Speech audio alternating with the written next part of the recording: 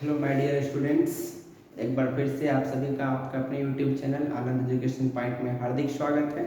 जैसा कि हम लोग वेक्टर की सीरीज चला रहे थे प्यारे बच्चों, और उसमें हम लोगों ने पार्ट 5 तक आप लोगों को कंप्लीट करवा दिया था वेक्टर का। जिसने भी वो वीडियो नहीं देखा है आप मेरे चैनल पे जाइए, आपको स्टार्टिंग से पूरा पार्ट वाइज मिलेगा। आप उसको पहले देखिए बच्चे, क्योंकि अगर कोई भी वीडियो हम सिस्टमेटिक से देखेंगे तो हमें वो जल्दी समझ में आएगा। ठीक है, आज हम उसका पार्ट 6 से स्टार्ट करने जा रहे हैं। उम्मीद है कि आपको ये पार्ट भी समझ में आएगा, क्योंकि यहाँ से कुछ नया बात करेंगे। ठीक है बच्चे, देखिए आज जो हमारा बात, क्योंकि पिछले क्लास में हमने क्या पढ़ा था बच्चे, याद आपको कंपोनेंट ऑफ वेक्टर पढ़ा था कि नहीं। आज इससे थोड़ा सा आगे बात करेंगे, और बच्चे आज हम लोग स्टार्ट करेंगे इसका नाम है, थोड़ा सा कुछ इंपॉर्टेंट नोट्स देख लेते हैं बच्चे।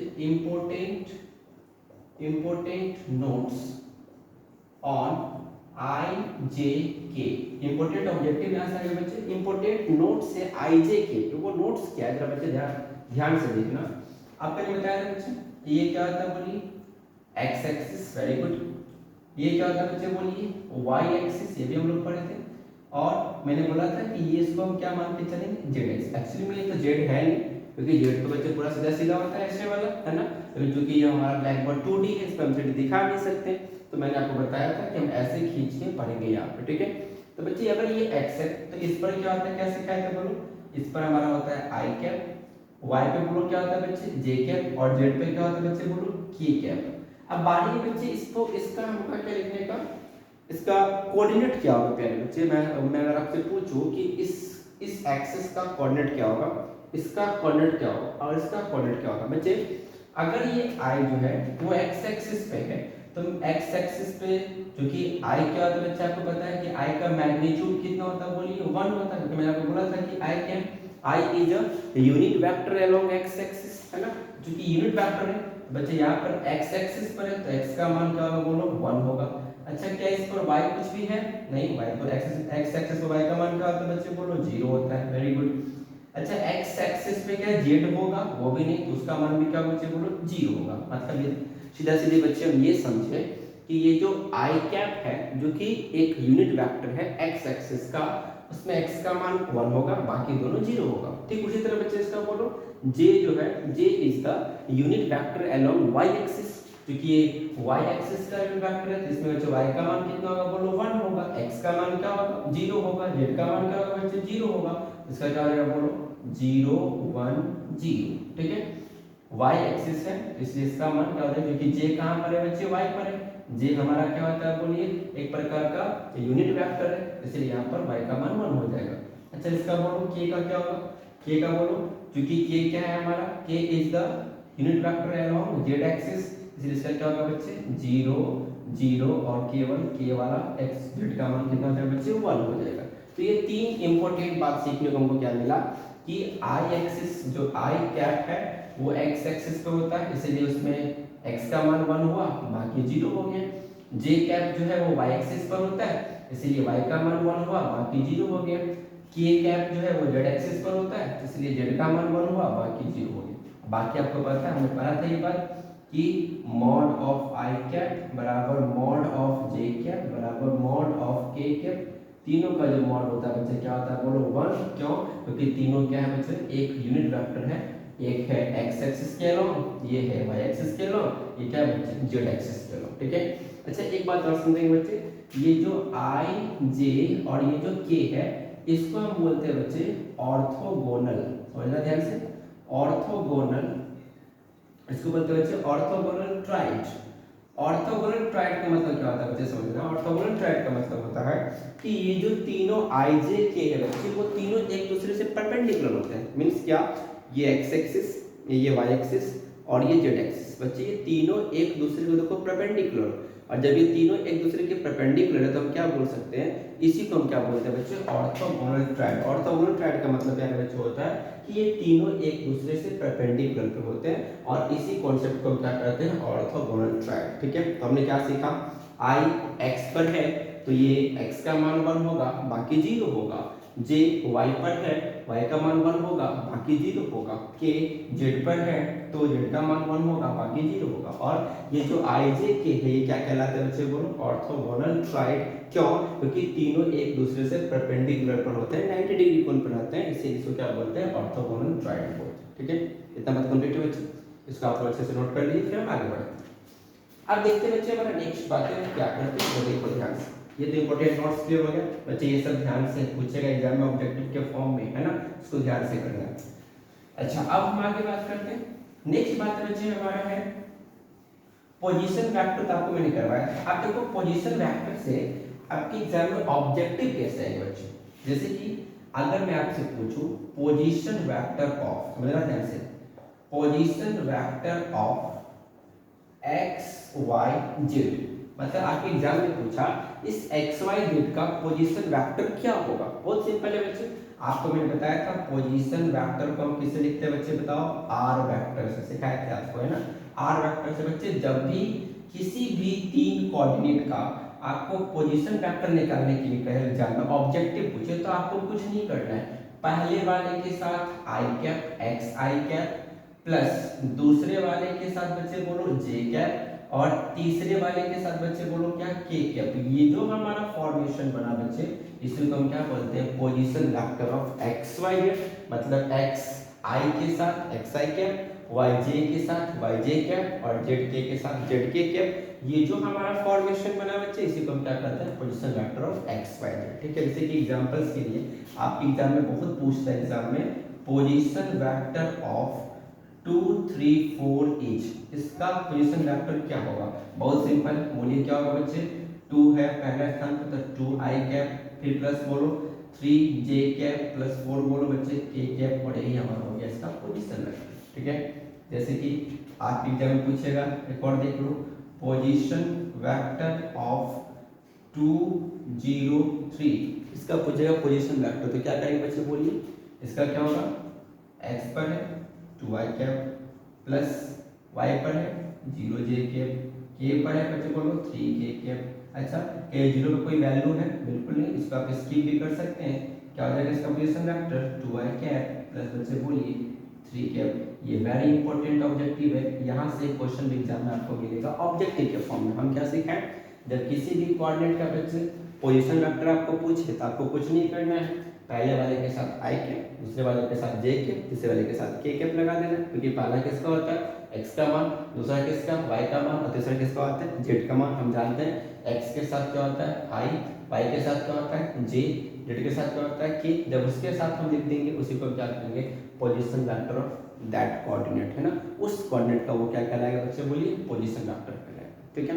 कंप्लीट है बात। ठीक है, आगे बढ़ते हैं। फिर देखो कोई किसी का ही पूछेगा ऐसे ही बन जाएगा, आप इसको अच्छे से नोट डाउन कर लीजिए, हम थोड़ा सा आगे बढ़ते हैं बच्चे। देख नेक्स्ट हमारा क्वेश्चन क्या है, अगला जो मेरा हेडिंग बच्चे को जरा समझना ध्यान से, वहां से क्वेश्चन एग्जाम में कैसे आएगा। अगला बच्चे मेरा पॉइंट है यूनिट वेक्टर।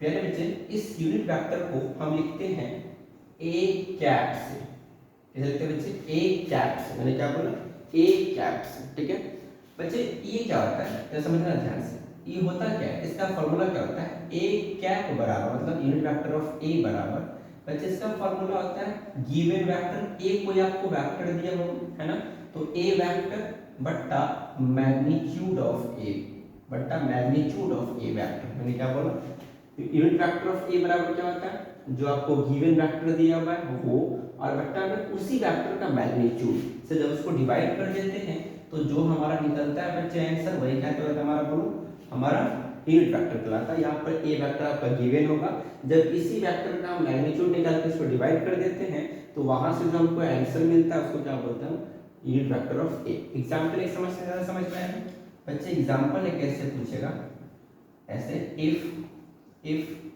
ए बराबर 2 आई कैप उसके बाद 3 जे कैप प्लस 6 के कैप दे दिया, then find unit vector of a. Unit vector of ऐसे भी पूछेगा, नहीं तो ऐसे पूछ देगा ए कैप, थर्ड पार्ट में फाइंड ए कैप। ठीक है, आपको समझ रहा होगा कि अगर ए कैप दे या फिर यूनिट वेक्टर ऑफ ए दे, दोनों एक ही बात है ना। अब हम क्या करेंगे बच्चे, देखो ध्यान से, हमारा फॉर्मूला क्या कहता है, हमको ए वेक्टर चाहिए दिया हुआ क्वेश्चन में, उसका मैग्नीट्यूड चाहिए, पहले हम दोनों निकाल लेते हैं। देखो ध्यान से, गिवन बच्चे, गिवन में क्या दिया बच्चे बोलो, ए वेक्टर का वैल्यू क्या दिया है 2i cap 3j cap 6k cap. ठीक है, यहाँ से भी क्वेश्चन फिक्स रहेगा, ध्यान से सीखो बच्चे।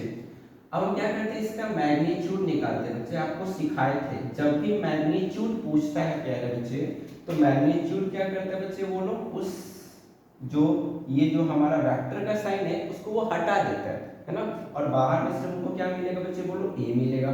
देखो a में बच्चे ये मैग्नीट्यूड है, उसका डायरेक्शन है ना, तो जब मॉड लगाते हैं तो डायरेक्शन हट जाता है, केवल ये बचेगा, ये मैग्नीट्यूड है। और इसका फार्मूला क्या होता है बच्चे, बोलिए बोलिए क्या होता है, हम क्या सिखाए थे, i के मल्टीपल में जो होगा उसका स्क्वायर, तो 2 का स्क्वायर, प्लस j के मल्टीपल में होगा उसका स्क्वायर मतलब 3 का स्क्वायर, प्लस k के मल्टीपल में होगा बच्चे उसका स्क्वायर, तो क्या होगा बच्चे 6 का स्क्वायर। सब सिखाया है, जो भी बच्चे नहीं देखे बच्चे आप प्लीज शुरू से देखिए, मैंने हर टॉपिक पे बात की, अच्छे से सिखाया इसको मैंने। जब भी बोले किसी भी वेक्टर का मैग्नीट्यूड निकालने के लिए बच्चे या मॉड निकालने के लिए, तो क्या करना है, अंडर रूट में i के मल्टीपल का स्क्वायर प्लस j के मल्टीपल का स्क्वायर प्लस k के मल्टीपल का स्क्वायर। बताओ कितना होगा बच्चे, ये होगा हमारा अंडर रूट में, बोलो क्या, 4 + 9 + 36 हो गया ना, कितना होगा 45 और 4 कितना हो जाएगा 49, अंडर रूट में 49 मतलब कितना आएगा बच्चे, बोलो हमारा 7 आ गया, 7 निकल गया है ना। अब हम क्या करेंगे बच्चे, बोलो अब हम अप्लाई करेंगे हमारा फॉर्मूला। नाउ ये तो हो गया, हमने निकाल लिया। नाउ हम क्या जानते हैं बच्चे, ए कैप बराबर क्या होता है, गिवन वेक्टर और बट्टा में बोलो क्या, मैग्नीट्यूड ऑफ ए। बच्चे जो वेक्टर ऊपर होगा उसी का हमने मैग्नीट्यूड निकालना है ना, तो बच्चे ए कैप बराबर बोलो क्या हो जाएगा, ए वेक्टर क्या दिया हमारा 2i cap plus 3j cap plus 6k cap, और बट्टा में बच्चे इसका वैल्यू हमने क्या निकाला बच्चे, बोलो 7 निकाला। अब क्या करो, सबको अलग अलग कर दो, a कैप बराबर बच्चे क्या होगा 2/7i cap plus 3/7j cap plus 6/7k cap, और यही आपका हो गया बच्चे आंसर। कितना आसान क्वेश्चन था, कुछ नहीं किए, गिवन वेक्टर दिया था उससे हमने मैग्नीट्यूड निकाल लिया, फार्मूला अप्लाई किया, बाकी सबको अलग कर दिया, कोई टेंशन नहीं। कभी कभी क्या होगा, आपका रूट में ही आंसर आएगा तो उससे कोई टेंशन नहीं, यहाँ रूट में ही छोड़ देना है, रूट में ही अलग कर देना। ठीक है बच्चे, इस पर मैं एक आपको क्वेश्चन दे रहा हूँ, आप इसको घर पे प्रैक्टिस कर लेना, मुझे पूरी उम्मीद है कि आपको समझ में आ गया होगा। इसमें कुछ नहीं करना बच्चे, गिवन वेक्टर दिया जाएगा उसका मैग्नीट्यूड निकाल लेना है, फार्मूला अप्लाई करना है, ए कैप बराबर ए वेक्टर बटा मैग्नीट्यूड ऑफ ए, उसे डिवाइड कर देंगे, अलग अलग कर देंगे, वही हमारा हो जाएगा बच्चे, आंसर हो जाएगा। ठीक है, इस पर मैं आपको एक क्वेश्चन दे रहा हूँ, आप इसको घर पे प्रैक्टिस करेंगे, फिलहाल इसको अच्छे से नोट डाउन कर लेना। मैं आपको एक क्वेश्चन दे रहा हूँ, इसको आप लोग घर पे प्रैक्टिस करेंगे, देखना बच्चे क्वेश्चन क्या है, समझना बच्चे। क्वेश्चन ये है हमारा कि इफ ए वेक्टर बराबर i cap plus 2j cap plus 3k cap, then find a cap. आपको इसका यूनिट वेक्टर निकालना, आपको एग्जाम में थोड़ा लैंग्वेज पूछ सकता है, यूनिट वेक्टर ऑफ ए, या फिर सीधे पूछेगा ए कैप। ये क्वेश्चन आप घर से प्रैक्टिस करेंगे और सबको मुझे बताएंगे कमेंट में कि इसका आंसर क्या होगा। ठीक है, अब हम आगे बढ़ते हैं, एक क्वेश्चन थोड़ा सा अच्छा लेते हैं, आपके बुक का एक क्वेश्चन। ठीक है बच्चे, उससे पहले क्वेश्चन जरा समझ लेते हैं, देखो ध्यान से, इसको मिटा दो, है ना। चलिए बच्चे, एक टॉपिक और थोड़ा छूट रहा है उसको फिर लेते हैं, उसके बाद फिर इस पे कुछ क्वेश्चन सॉल्व करेंगे हम यूनिट वेक्टर पे। एक बच्चे हमारा क्वेश्चन आता है, टॉपिक है इक्वल वेक्टर।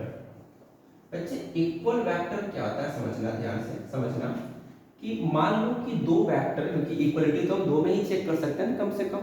मान लो कि एक वेक्टर हमारा xi कैप है प्लस yj कैप है प्लस zk कैप है। भाई किसके फॉर्म में हमने लिख दिया बताओ, ये हमने लिख दिया आपको पोजीशन वेक्टर के फॉर्म में, कंपोनेंट फॉर्म में हमने लिख दिया।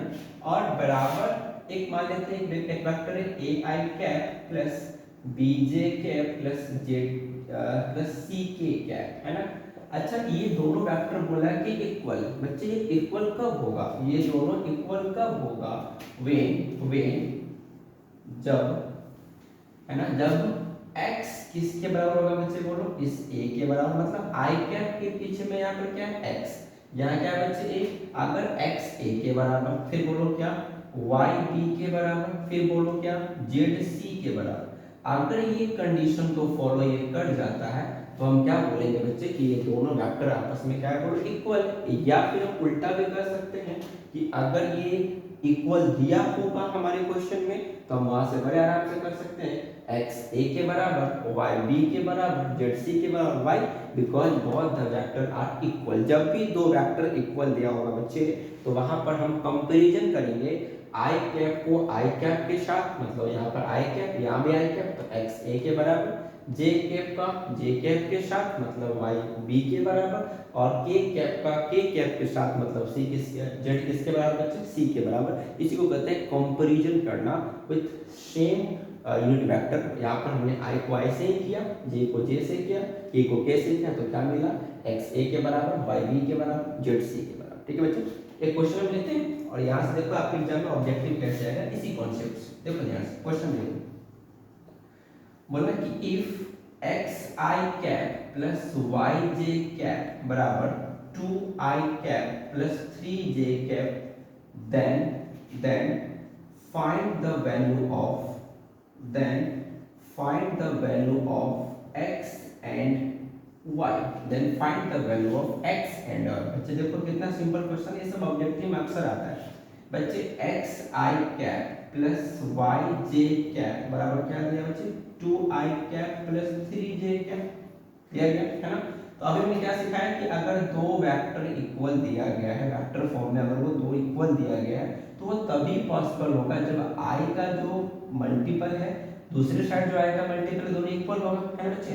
लिखेंगे since both vector are equal, दोनों वेक्टर इक्वल है ना, तो देयरफॉर क्या हो जाएगा, बोलो यहाँ से x किसके बराबर बच्चे, 2 के बराबर, एक हमारा आंसर ये हो गया, और y किसके बराबर जब बोलो 3 के बराबर, और यही आपका हो गया आंसर। क्यों बच्चे, क्योंकि यहाँ पर दो वेक्टर को इक्वल बताया गया है, और अगर वेक्टर फॉर्म इक्वल में है इसका मतलब है i कैप की तुलना i कैप से करेंगे तो x 2 के बराबर होगा, j का कंपैरिजन j से करेंगे तो y किस बराबर होगा, 3 के बराबर, और यही हमारा हो गया शानदार सा आंसर। ठीक है, ये इस टाइप आपके एग्जाम में भी पूछता है ऑब्जेक्टिव फॉर्म में, तो ये सारे ऑब्जेक्टिव के लिए बताया ताकि एग्जाम में आप फंसो नहीं। ठीक है, चलो आगे बढ़ते हैं। अब कुछ अच्छे क्वेश्चन लेते हैं यूनिट वेक्टर पे। किस समझ में आ गया, इक्वल वेक्टर क्या था, बड़ा सिंपल टाइप, दो वेक्टर फॉर्म बराबर तब होगा जब जो i कैप है वो i कैप की तुलना करेंगे i कैप से तो वहां वाला टर्म बराबर होगा, जब j की तुलना करेंगे जैसे तो वो दोनों बराबर होगा, और जब k की तुलना करेंगे कैसे तो वो दोनों बराबर होगा। अगर वो सब बराबर हो गया तो हम कहेंगे कि ये दोनों वेक्टर जो है हमारा क्या है बच्चे, वो लोग इक्वल है। मैंने क्वेश्चन भी करवा दिया। अब हम आगे बढ़ते हैं, इसको नोट डाउन कर लेंगे आप लोग पॉज करके। एक क्वेश्चन लेते हैं और वो क्वेश्चन आपके बुक का ही है, एक बुक में क्वेश्चन है बच्चे, एक मिनट रुकना, मैं क्वेश्चन निकाल रहा हूँ जरा आपको करवाता हूँ। क्वेश्चन क्या है,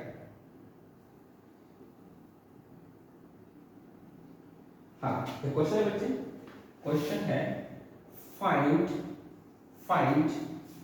p, अच्छा question, if p I cap plus j cap plus k cap is a unit vector, ठीक है। अच्छा एक चीज और कि अगर ये मेरा a जो है वो यूनिट वेक्टर है, मान लो कुछ समझा रहा था समझना, कि अगर ये a मेरा बच्चे यूनिट वेक्टर है तो कंफर्म है कि इसका मैग्नीट्यूड क्या होगा बच्चे, बोलो 1 होगा।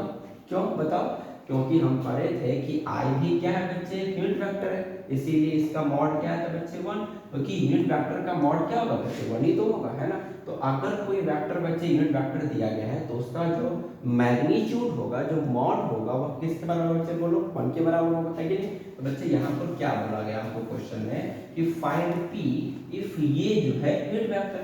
अच्छा अगर ये यूनिट वेक्टर है, लिखेंगे यहाँ पर कि since p I cap plus j cap plus k cap is a unit vector, ठीक है बच्चे। तो अगर यूनिट वेक्टर है तो क्या लिखेंगे, बोलिए इसका जो मैग्नीट्यूड होगा मतलब p I cap plus j cap plus k cap का जो मैग्नीट्यूड होगा बच्चे वो 1 के बराबर होगा। कोई दिक्कत है ना, इसको जरा तोड़ लो, क्या होगा बोलो, p I cap plus p j cap plus P के कैट का जो मैग्नीट्यूड होगा 1 के बराबर होगा। और मैंने अभी आपको सिखाया था बच्चे, यदि किसी भी अगर ये किसके फॉर्म में आ गया, वेक्टर फॉर्म में आ गया, अगर किसी भी वेक्टर फॉर्म का मुझे मैग्नीट्यूड निकालना हो तो हम लगाते क्या बच्चे, अंडर रूट लगाते हैं। आई के मल्टीपल में है पी का स्क्वायर प्लस जे के मल्टीपल में पी है तो पी का स्क्वायर, के मल्टीपल में पी है तो पी का स्क्वायर बराबर 1। कोई दिक्कत? Very good. आप देखो बच्चे इसको हम क्या सॉल्व कर लेते हैं, 3p स्क्वायर आ गया बच्चे बराबर कितना आ गया बोलो, हमारा 1 आ गया, है ना। अच्छा अब जरा गौर से देखो, तो यहाँ से हम क्या करेंगे, यहाँ से हम करते बच्चे दोनों साइड स्क्वायर कर देते हैं, तभी तो ये हमारा रूट हटेगा, है ना। तो बहुत साइड स्क्वायरिंग कर देंगे, यहाँ से बहुत साइड स्क्वायरिंग कर देंगे, बहुत साइड स्क्वायरिंग। अच्छा जब दोनों साइड में स्क्वायरिंग करेंगे तो स्क्वायर से तो रूट कट जाएगा, बोलो क्या होगा, तो होगा 3p स्क्वायर बराबर 1 का स्क्वायर क्या बच्चे बोलो 1 हो जाएगा। Very good. तो यहाँ से p स्क्वायर क्या होगा बच्चे बोलो 1/3, तो हमको तो केवल p चाहिए था, तो बच्चे p बराबर क्या होगा, स्क्वायर हटेगा तो प्लस माइनस 1 रूट लगेगा, रूट के अंदर 1/3, तो बच्चे p बराबर क्या होगा, प्लस माइनस 1 का रूट तो बाहर बना जाएगा, बट रूट में क्या रह जाएगा, √3। और यही हमारा शानदार आंसर रहा। बहुत ही अच्छा क्वेश्चन था।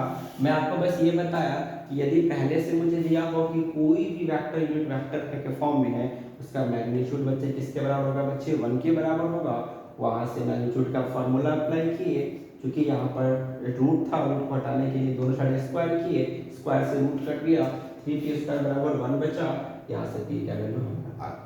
ठीक है, इसको अच्छे से नोट डाउन कर लेंगे, फिर हम एक क्वेश्चन और देखते हैं, क्या आगे बढ़ते हैं। इसको पॉज करके बच्चे अच्छे से नोट कर लेना है, क्योंकि हमारा नोट्स जितना सुंदर होगा हम लोग को रिवीजन करने बच्चे उतना ही मजा आएगा। मैं पहले बोलता हूँ कि आपका नोट्स बेहतरीन होना चाहिए बच्चे, ठीक है। चलिए आगे देखते हैं। अब कुछ इंपोर्टेंट नोट्स है बच्चे, उसको भी जरा देख लो एक बार, उसको नोट डाउन कर लेना अच्छे से।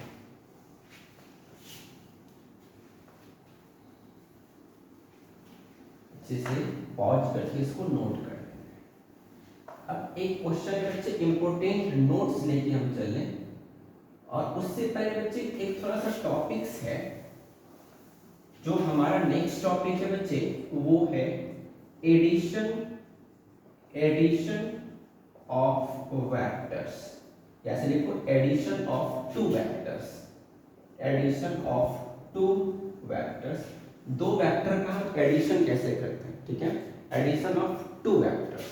ठीक, अब इसके बच्चे दो तरीके आपको यहाँ पर पढ़ने हैं कि किसी भी दो वेक्टर को हम जोड़ते कैसे हैं, उसको ऐड कैसे करते हैं। तो बच्चों इसके लिए यहाँ पे दो तरीका हमको पढ़ना है, एक ट्रायंगल लॉ ऑफ एडिशन, एक ट्रायंगल लॉ ऑफ एडिशन, और दूसरा बच्चे parallelogram law of addition, parallelogram law of addition. मतलब किसी भी वेक्टर को प्यारे बच्चे हम दो तरीके से, एक और होता है polygon law of addition, but वो आपको नहीं पढ़ना, वो 11th के फिजिक्स में डिटेल में पढ़ना था, हम लोग को यहाँ दो ही पढ़ना है। एक और होता है वैसे पॉलीगन लॉ ऑफ एडिशन भी होता है, but polygon law of addition अभी हमको पढ़ना नहीं, अगर आगे जरूरत पड़ा तो मैं आपको बता दूंगा। फिलहाल आपको दो ही का काम है, एक ट्रायंगल लॉ ऑफ एडिशन, एक क्या होता है बच्चे पैरेललोग्राम लॉ ऑफ एडिशन। ये दोनों की चर्चा हम नेक्स्ट क्लास में करेंगे, इस पे कुछ क्वेश्चंस लेंगे, कॉन्सेप्ट क्लियर करेंगे। आज मैंने आपको पढ़ाया, क्योंकि ज़्यादा लंबा वीडियो बनाऊंगा तो फिर आप लोगों को भी देखने में समस्या होगी, उसको थोड़ा अपलोड करने में बच्चे टाइम लगता है, तो आप इसको अच्छे से देखेंगे। आज के क्लास को मैंने यूनिट वेक्टर बताया, उसको क्वेश्चन बताया, है ना। उसके अलावा मैंने शुरुआत में बताया कि किसका कोऑर्डिनेट क्या होता है, कहाँ पर 0 कहाँ पे 1 होता है, ऑर्थोगोनल ट्राइड क्या होता है बच्चे, तो सबको अच्छे से देख लेना एक बार अच्छे से। तो क्वेश्चंस जो मैंने दिया आपको बनाने के लिए वो एक बार बना लेंगे, फिर हम नेक्स्ट क्लास में इस दोनों को चर्चा करेंगे। ट्रायंगल लॉ ऑफ एडिशन क्या होता है, पैरेललोग्राम लॉ ऑफ एडिशन क्या होता है, इसमें ज़्यादा डिटेल चर्चा नहीं करना है, बस इसके बारे में जान लेना है कि ये होता क्या है। और मैं आपको बताता हूँ कि इतने अच्छे से बताऊंगा कि आपको कोई बुक देखने की जरूरत नहीं होगी, आप बस मेरा कॉन्सेप्ट सुनोगे तो आपको याद हो जाएगा। ठीक है, यहाँ से जो ऑब्जेक्टिव एग्जाम में आता है, आपके बुक में भी है, दिखाऊंगा मैं, यहाँ भी ऑब्जेक्टिव आता है, दोनों को अच्छे ढंग से बस समझ लेना है, कॉन्सेप्ट क्लियर कर लेना है, बाकी से ज़्यादा कुछ करना नहीं है। फिर मैं आपको आगे नेक्स्ट क्लास में लेके चलूँगा, इससे यहीं से शुरू करूँगा। तब तक आपको मैंने जो आज करवाया उसको अच्छे से रिवाइज कर लीजिए, नोट्स बना लीजिए। फिर मिलते हैं नेक्स्ट क्लास में। Thank you so much, God bless you, जय हिंद।